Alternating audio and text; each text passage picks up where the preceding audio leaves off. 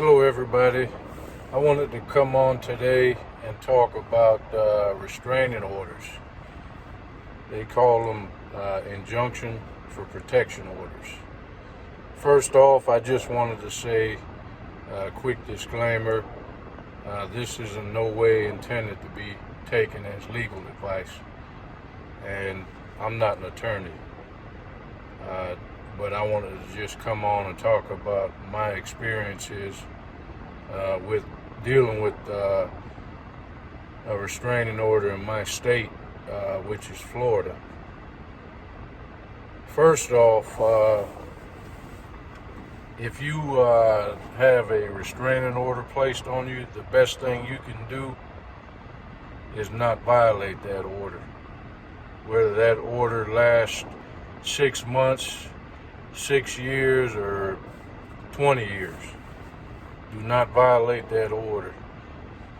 Most orders will just have some general rules on it placed on you by the judge that'll say stay within 500 feet of the petitioner. So you want to stay away from them. Don't have any direct or indirect contact with them. So the way I had to deal with the restraining order situation, first off, let me just give you a little bit of history. I'm a retired veteran, and my first marriage was an abusive marriage. My ex-wife, she drank a lot of alcohol, had issues with her temper, and she was actually arrested during our marriage together for domestic battery. I was never arrested for domestic battery, and I don't like violence against women at all. I don't agree with it. I don't think violence is good at all in any relationship, and if it ever gets that far, maybe the two really need to consider whether they need to be in a relationship at all. So if you're going through that,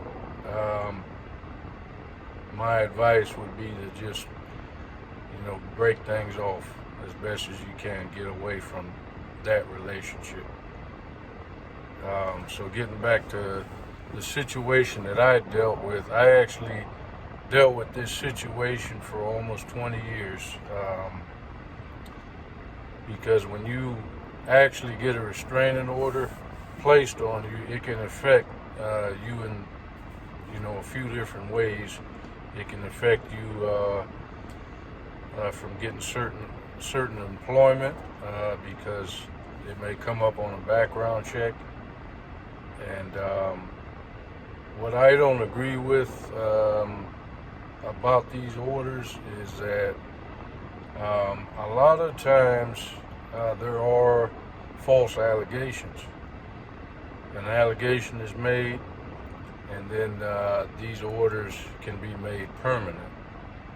And that's basically what I had to deal with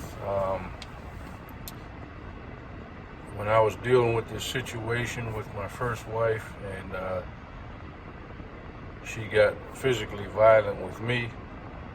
I asked the court for a restraining order against her, and she turned around and asked the courts for a restraining order on me.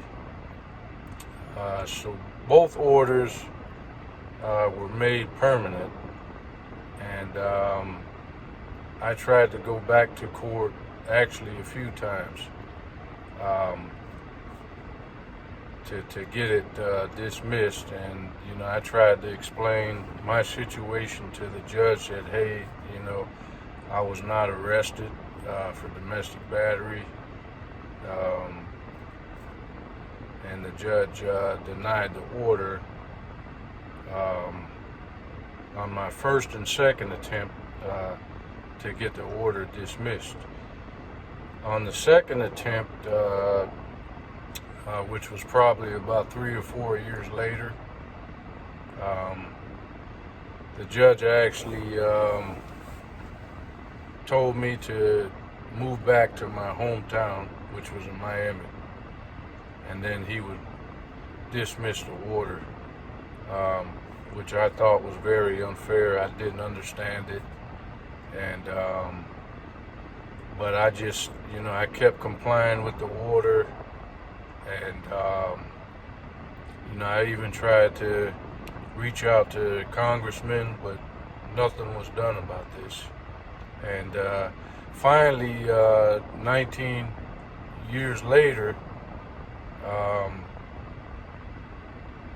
I talked to a few attorneys, and one attorney wanted $2,500. The other attorney I talked to wanted a few $1,000s, and I don't have any problem with people doing that if they want to go about that route. If they have the extra money to do that, it's probably the best bet. If you're not able to, if you don't think you're confident enough to represent yourself in court, there are a lot of issues where you definitely need an attorney, but there are also instances that you can go in court on your own to explain your side. So this last time that I went to court, which was actually at the beginning of the year, before we had this situation with the epidemic, I went into court, and the judge had a few questions for me, and from what I saw, the judges, they actually they look at both sides to see how both sides react. And what you don't want to do is go into any hearing with an attitude, even if the other person is, saying things that aren't true. You wait for your turn to talk. When the judge tells you he wants to hear from you, you'll be very clear about it. So that's basically what happened. He asked me 3 questions, and one of the questions that stuck out to me was, why do you want this order dismissed? And what I said to the judge was, Your Honor, my degree is in criminal justice. I retired from the military. I explained to him that the order was in effect for 19 years. I did not violate this order. And I told him I would like to continue serving my country any way I can. And this order, makes that, very difficult. And, I asked him to, please overturn this order. And after the hearing was over, I had to wait, about 1 to 2 weeks. I got the decision in the mail, and the order was dismissed. So that was an accomplishment. I felt like justice was served, even though it took several years for this to be taken care of. So I'm glad that was done. And really, you never know which way a judge is going to go, but the main thing you need to remember is when you get an order like this, any order, don't violate the order. And if you feel like the order should be overturned or it's unfair, there are proper channels to take without violating that order.